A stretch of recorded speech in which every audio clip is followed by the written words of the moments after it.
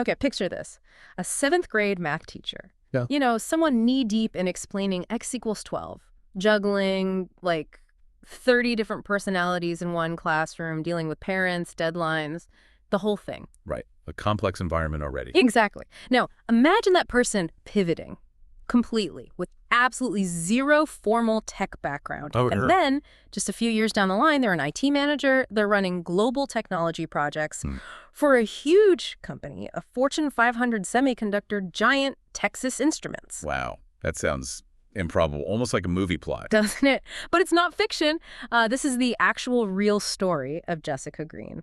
And her journey, well, it's kind of the core source for our deep dive today. We're really unpacking something crucial here about today's careers.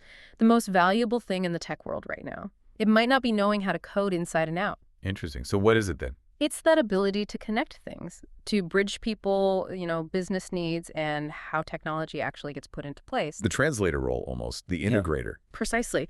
So if you're listening and maybe your current career feels a bit stuck, or you suspect those skills you've honed for years, communication, leadership, just understanding people are exactly what the IT world is missing. Yeah. Then this deep dive, this is your roadmap. We're going to chart out exactly how people from non-traditional backgrounds can and do pivot into these really high-demand, high-impact IT leadership roles. And look, if you want that clear, structured path to understanding how this works, how modern information systems careers are built, maybe hit that subscribe button right now. Good point. Because we're basically aiming to give you the shortcut to clarity here. We'll break down the skills, the support systems, everything you need to make a smart career jump like Jessica's. And honestly, sharing this is probably the best way to help someone else who's thinking about a change get clear on what it really takes to lead in tech today. Okay, so let's set the scene a bit. Why now? Why is this tech pivot such a big deal? Well, the economy is fundamentally digital now. Right. Every company, I don't care if they make potato chips or spaceships, they are a technology company at some level. True. They all rely on it. Totally. Yeah. And that massive shift means the demand for people who can lead tech strategy, not just build tech, is just exploding. But here's where people get tripped up, I think. Career changers often assume, okay, tech means I need a 4-year computer science degree. I got to learn deep, complex coding. Exactly. And that's often the strategic misstep. Look, computer science, or CS, is fantastic. It's about creating new technology, building the engine. Right. But a Master of Science in Information Systems, the MSIS, it's different. It focuses on applying and governing technology to hit business goals. It's about driving the car, not necessarily rebuilding the engine. That's a great distinction, applying and governing. Yeah, and that makes the MSIS, the perfect vehicle for a career changer. It's targeted, it's efficient. It lets you explore these new opportunities without needing that, 4-year deep dive into coding theory first. Okay, let's bring it back to Jessica Green. Our case study. Starting point. 7th grade math teacher. Right. Her success story isn't just a fluke. It really proves the MSIS model works the way it's supposed to. She didn't have the formal tech background, but clearly she was smart, she could communicate, she could organize. Key skills, often underestimated. Totally. The MSIS program gave her the strategic framework, the vocabulary, the tech context, and that allowed her to make that jump into a serious tech leadership role at TI. It shows the focus is really on leadership potential, not just your coding history. Exactly right. We call this the smart pivot into information systems. It's not an engineering degree.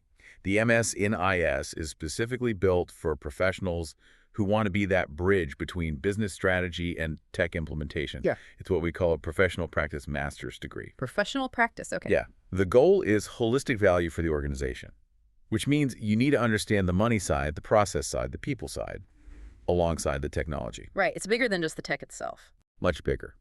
And if you look at how these programs are designed globally, there's this model, the MSIS 2016 Global Competency Model. It really clarifies this. It breaks down the skills needed into 3 big areas. Okay. What are they? So first, you've got the core information systems competencies. That's your IT management, your computing basics, necessary foundation. Makes sense. Second is the domain of practice, basically the industry you're in. Yeah. That's healthcare, finance, manufacturing. The context matters. Right. You apply the IS skills differently depending on the industry. Precisely. And the third area, and this is absolutely critical for the career changer, it's called individual foundational competencies. Okay. Like what? This is where things like leadership, communication, ethical analysis, critical thinking, problem solving, All that stuff comes in. Ah, the so-called soft skills, Yeah. which aren't soft at all. Not at all. They're the hardest to teach, often. And that's the real differentiator for an MSIS program. It assumes you need to be technically competent enough to manage the tech, sure, but it prioritizes your ability to lead, to strategize, to communicate the value of the technology. That makes sense why it prepares you for roles like IT consultant or business analyst or project manager. Those jobs are about decision-making and strategy, not just coding. Exactly. You're guiding the ship. Okay, so if the main focus isn't becoming a master coder, what are the practical, high-value, hard skills that students do pick up? The ones that make them immediately useful in a leadership context. Let's maybe highlight, say, 4 core ones. Good idea. First, I'd say systems analysis. This is huge. It's basically the art and science of figuring out what a business actually needs from its technology. Okay, so like requirements gathering. Yeah, but deeper. It's modeling how things work now, finding the problems or gaps, and then designing what the future solution should look like. As a leader, you need to walk into a department, understand their workflow, and define the technical requirements clearly. It's about translating. Translating business talk into tech specs. Got it. What's second? Data visualization. Look, in today's world, if you can't tell a compelling story with data, you can't really lead effectively. So true. Spreadsheets full of numbers don't convince anyone. Right. So skills in data viz, often using tools like, say, Tableau, are crucial. You turn complex data into visual insights that people, especially executives, can grasp immediately. It's how you communicate quantitative decisions. Okay. Analysis, visualization, third. Third, and this is incredibly relevant today, cybersecurity strategy and governance. And I want to be clear here. Okay. We're not talking about being the person configuring the firewall rules. We're talking higher level. It's often called BCIA, business continuity, and information assurance. So planning for disaster, protecting assets. Exactly. How does the entire organization protect its digital stuff? How does it ensure it's following the law? How does it keep operating if something bad happens, like a cyber attack or a natural disaster? This is about strategic risk management and oversight, not the hands-on technical execution. That's a leadership function, for sure. Okay, and the fourth one. Fourth, business process improvement.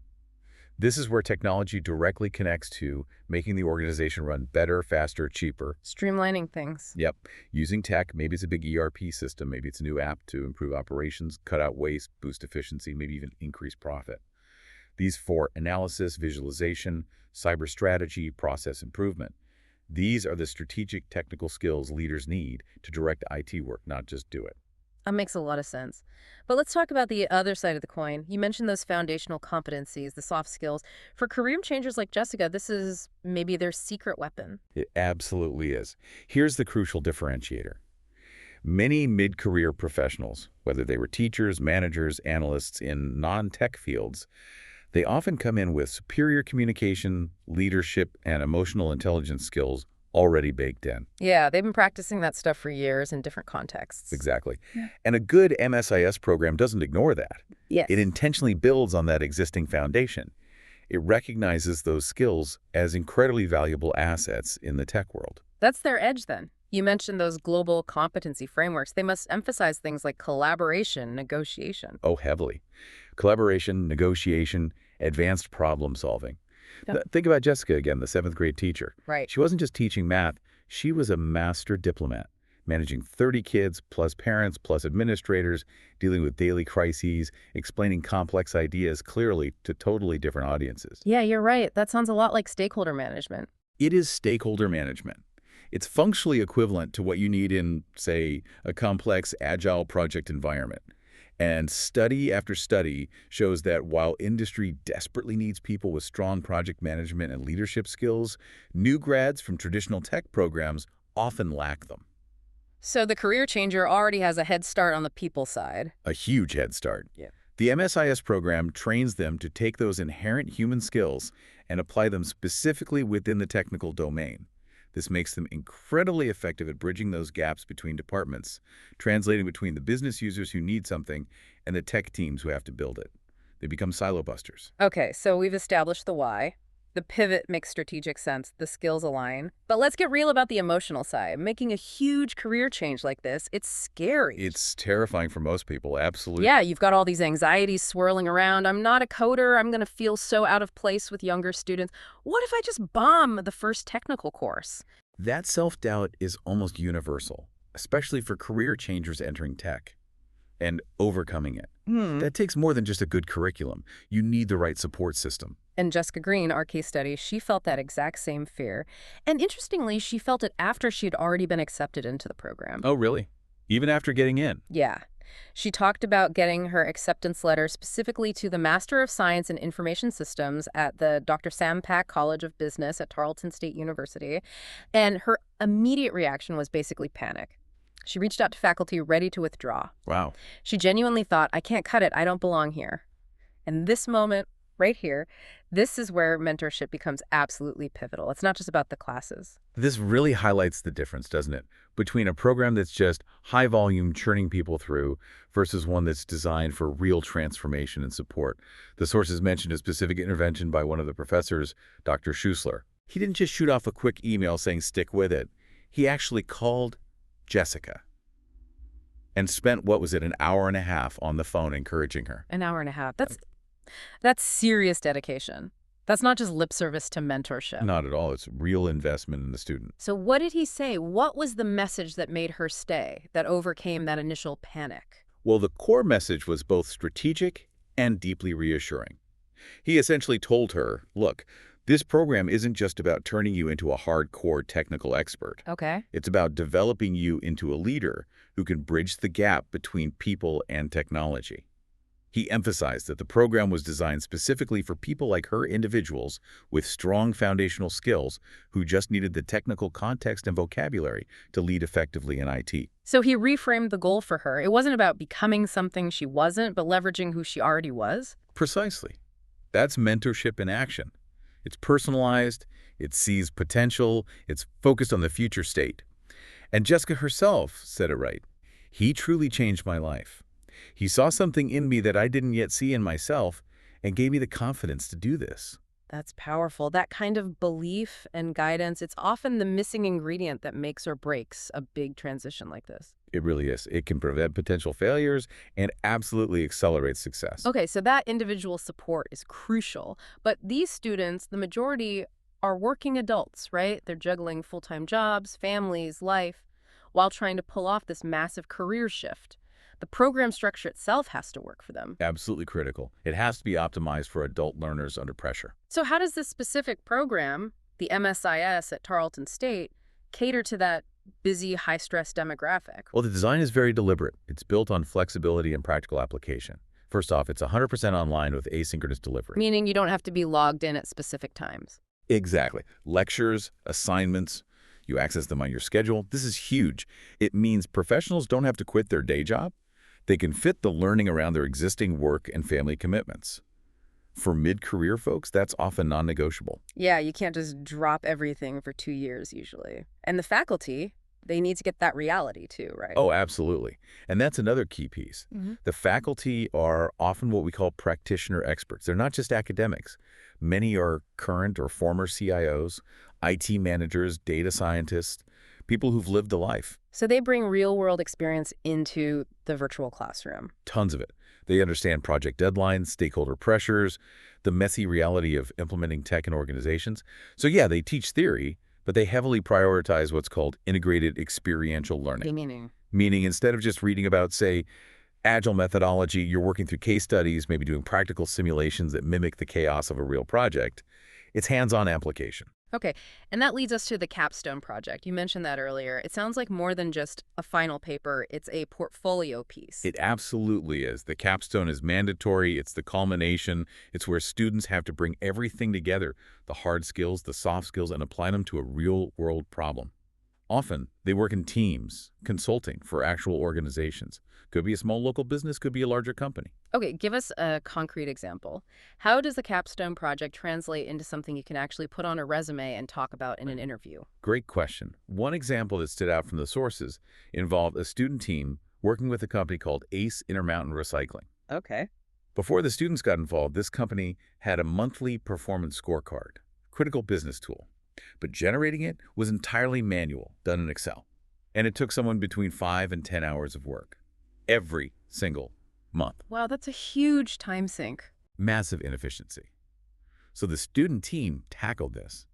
They used the skills they'd learned, particularly in systems development and deployment and data management, to completely automate the whole thing. Oh, what did they build? They built a fully automated dashboard, used tools like Python to pull the data from various sources, and then something like Power BI to visualize it all and generate the reports automatically. That's incredible. So they didn't just write a report about the problem, they actually fixed it. They delivered a working solution. And the impact wasn't just saving those 5–10 hours a month. It meant the business could see performance trends faster, make better decisions, be more agile. That's invaluable experience. I remember seeing a quote from a former student, Andy Adamson, basically saying, employers care most about experience. Certs are good, but they always ask about what you've done. Exactly. And another student, Connor Briner, mentioned being able to talk specifically about using SQL and Python in his capstone to automate a critical function. That speaks way louder in an interview than just listing courses or a GPA. It proves you can deliver tangible results. That's what companies want in leadership hires. Okay, so with that practical, hands-on foundation built through things like the capstone, let's talk about where this leads. What are the actual career destinations? The MSIS degree is really designed to target those high-demand leadership spots that sit right at that intersection of business and IT. Right, the bridge roles we talked about. So what are the job titles people are landing after graduation? Concrete examples. Yeah, they generally fall into a few buckets. First, you've got your core management roles. Think IT project manager. That was Jessica Green's first job after the MSIS, right? Managing scope, schedule, budget for tech projects. Or maybe information systems manager, which is where Jessica moved up to quickly. Overseeing teams and systems. That's one bucket. Okay, management. What else? Second bucket is more analytical and strategic. Roles like business analyst or systems analyst. These are the folks really digging into the business needs and translating them into detailed technical requirements. Critical translation work. Got it. And the third bucket? Third would be consulting and governance roles. So IT consultant, maybe working for a firm, helping various clients, or internal roles focused specifically on IS strategy and governance. That's where you're doing high-level strategic analysis, maybe building the business case, the financial justification for major IT investments. Okay, project manager, analyst, consultant, strategist. Makes sense. And we're also seeing clear pathways into some really hot specialized areas too, like product owner in an agile environment, or ERP CRM analyst, folks who specialize in managing massive systems like SAP or Salesforce, and definitely cybersecurity analysts, especially on the strategy and governance side. So the MSIS provides that core strategic understanding, and then maybe you add a specific certification for those specialized roles. Often, yeah. The MSIS gives you the foundational leadership and systems thinking, and then a cert can signal deep expertise in one particular tool or area. It's a powerful combination. It really emphasizes that this degree is about preparing people to manage and lead technical work and strategy, not just be individual contributors doing the coding. I do want to pause on Jessica's career path again, though, because it makes the potential ROI so tangible. Yeah, her acceleration is remarkable. She starts as an IT project manager right after finishing the MSIS, then, boom, pretty quickly promoted to IT manager, and now she's leading global projects, managing teams of highly specialized people, developers, solution architects, data analysts. And the impact is huge. Her work touches critical systems, manufacturing, quality control, facilities management. These aren't peripheral nice-to-haves. They're core operational systems for a Fortune 500 tech company. It's just such a dramatic shift from managing, classroom behavior and math problems to managing the tech that keeps a global giant supply chain humming. It's night and day. And that kind of success story isn't happening in a vacuum. It's rooted in real regional demand, especially in a major tech and business hub like the Dallas-Fort Worth area, where Tarleton State is located. We see specific industries actively recruiting MSIS grads. Which industries are hottest for these grads in DFW? Well, the ones that really value leaders who get both the business and the tech. Think semiconductors, obviously, like Texas Instruments, where Jessica works. Aerospace and defense, huge players like Lockheed Martin. Okay. Major financial services firms, think Fidelity. Big healthcare systems like Texas Health Resources. And then the giants in logistics and supply chain companies like BNSF Railway or American Airlines. So complex industries with big challenges. Exactly. These organizations deal with massive complexity, strict regulations, and often a need to blend old legacy systems with cutting-edge digital stuff. They need leaders who think strategically, who can manage that complexity. That's the MSIS graduate profile they're looking for. Okay, let's tackle the technical elephant in the room again. The career changer is still going to ask, okay, fine, I don't need to be a master coder, but how much technical stuff do I need to know? And what tools will I actually learn to use? Totally fair question. And essential. The goal isn't to make them software architects, like we said. It's to make some competent managers of technology, people who are conversant in the tools and processes. So practical exposure is key. Absolutely.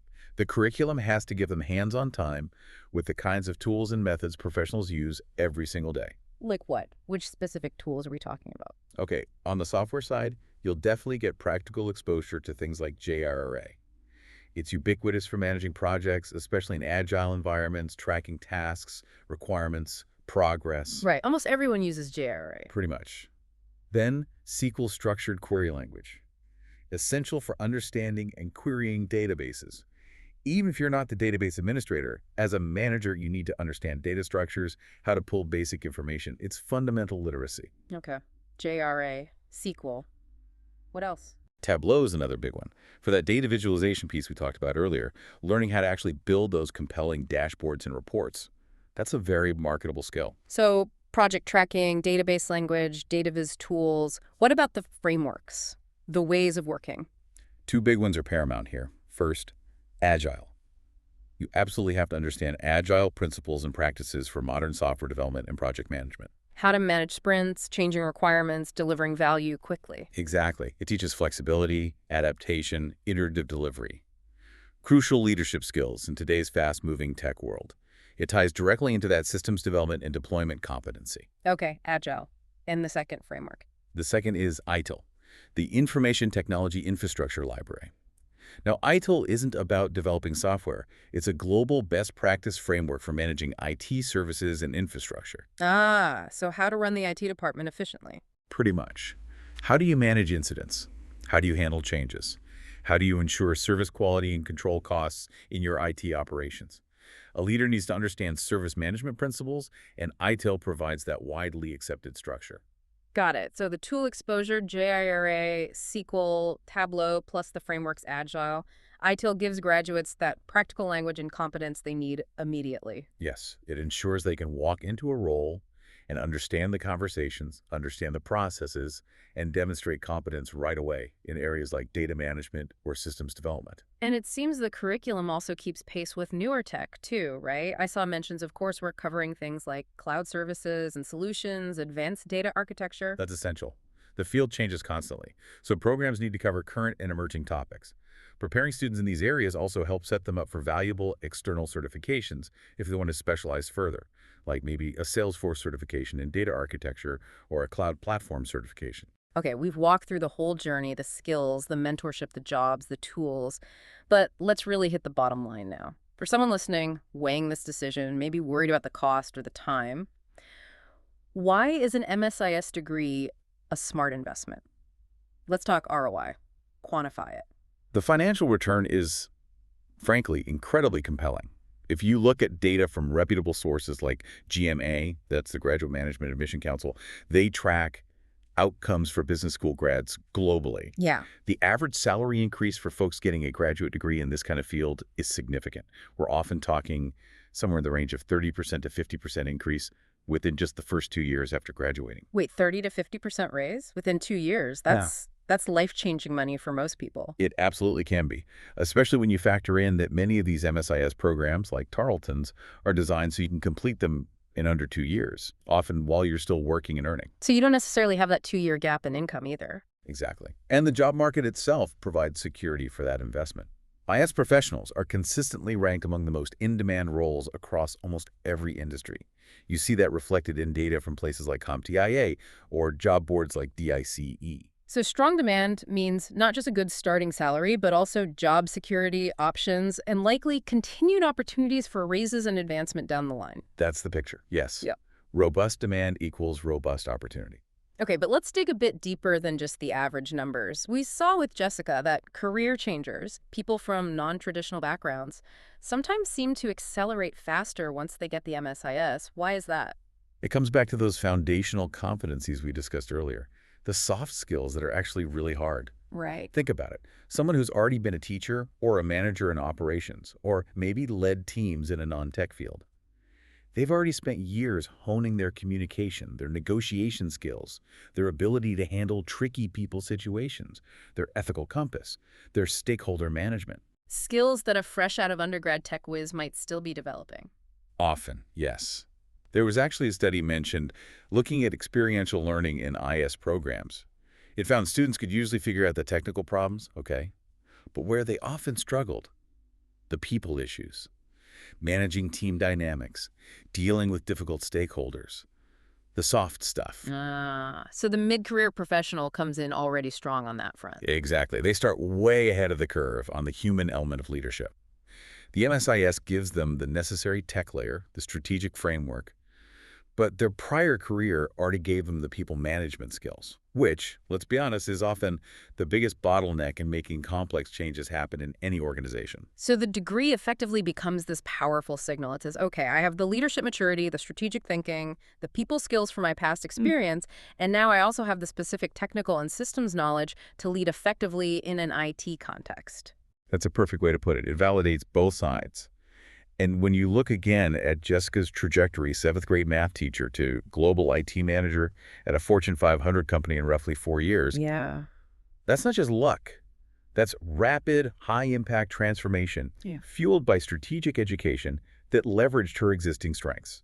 And finally, having that graduate credential, it really matters, especially in competitive job markets like DFW, right? For getting those senior roles. Increasingly so. We see employers in these high-growth areas showing a clear preference for graduate-level credentials, not just when they're hiring externally, but also when they're looking to promote people internally into more strategic senior leadership positions. So the MSIS isn't just a degree. It becomes a verified strategic investment in your long-term career potential. It signals you've got the goods for today's leadership challenges. Hashtag tag outro. Wow. We have covered a ton of ground today, from feeling stuck in one career to leading global tech projects in another. But I think the core message, the real takeaway from this deep dive is actually pretty simple. What's that? It's that you're not too late. It's not too late to start over or to pivot or to find a professional path that's maybe more challenging, more rewarding, and really uses all your strengths, not just some of them. A message of possibility. Yeah. And Jessica Green's story, going from that classroom to Texas Instruments, it proves what it takes. It's not magic, it's curiosity, it's drive, combined with the right kind of strategic education and, maybe just as importantly, that mentorship piece we talked about, finding a program that really supports you. Like a quality MSIS program, it really does open doors. Doors to jobs that are often more flexible, definitely higher paying, and frankly pretty future-proof, given how critical tech is everywhere. Because it trains you for leadership right where technology meets business strategy. It equips you with more than just tools like SQL or frameworks like Agile. Right. It gives you those higher-level strategic competencies, understanding enterprise architecture, IS governance, how to manage organizational change through technology. That's the leadership toolkit. So maybe we can leave our listeners with Jessica's own reflection on her journey. That part about the human element really stuck with me. Yeah, that was powerful. She said, every student deserves to have a professor like Dr. H.Schuessler. Someone who sees your potential before you do, challenges you to rise, and walks alongside you as you grow. That support really is the backbone of making a big change. So for everyone listening, maybe take a moment. Reflect on those unique skills you already bring to the table.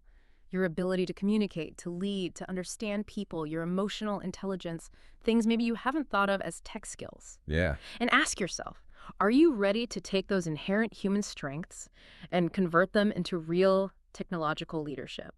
It's a compelling question. And look, for those of you who are genuinely motivated, who are ready to make that transformation and invest in a graduate degree that really focuses on flexibility, on practical learning, on mentorship, and on building strategic leaders. Then exploring a program like the Master of Science in Information Systems at the Dr. Sampak College of Business at Tarleton State University.